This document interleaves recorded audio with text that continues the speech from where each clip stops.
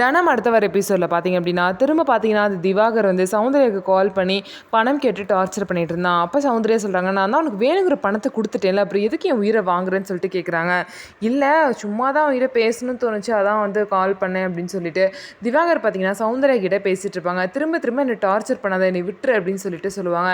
உடனே திவாகர் பார்த்திங்க அப்படின்னா உன்னை லவ் டார்ச்சர் பண்ணிகிட்டே தான் இருப்பேன், உன்னை விட மாட்டேன் அப்படின்னு சொல்லிட்டு சௌந்தர்யா கிட்டே வேணுன்னே வம்பளிப்பாங்க. அந்த நேரம் பார்த்தீங்கன்னா அங்கே வந்து சண்முகம் வருவாங்க. அவங்க வரதை பார்த்துட்டு யாரோ வந்து கார் கேட்குறாங்க, அவங்களுக்கு வந்து பார்த்தீங்கன்னா கிலோமீட்டருக்கு ரொம்ப கம்மியாக கேட்குறாங்க அப்படின்னு சொல்லிட்டு அவங்க கிட்டே பேசுகிற மாதிரி பார்த்தீங்க அப்படின்னா திவாகர் கிட்ட வந்து சௌந்தர்யா பேசுவாங்க. பேசி அப்படியே சமாளிச்சிருவாங்க.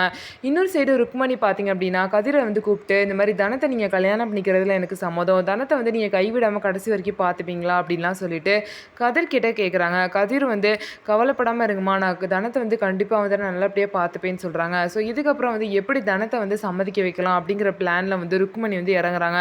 இதனால் ஜோஷியரை வர வச்சு தனத்துக்கு பார்த்திங்க அப்படின்னா 2வது கல்யாணம் பண்ணி வைக்கிற பிளானில் இறங்க போகிறாங்க. இதுக்கப்புறமாவது தனம் வந்து கதிரை கல்யாணம் பண்ணிக்கிறேன்னு சொல்லிட்டு ஒத்துக்குவாங்களா அப்படின்னு சொல்லிட்டு வெயிட் பண்ணி பார்க்கலாம். நம்ம வீடியோ உங்களுக்கு பிடிச்சிருந்தா நம்ம வீடியோவை லைக் பண்ணிக்கோங்க, மறக்காமல் நம்மளோட சேனலை சப்ஸ்கிரைப் பண்ணிவிட்டு பாருங்கள்.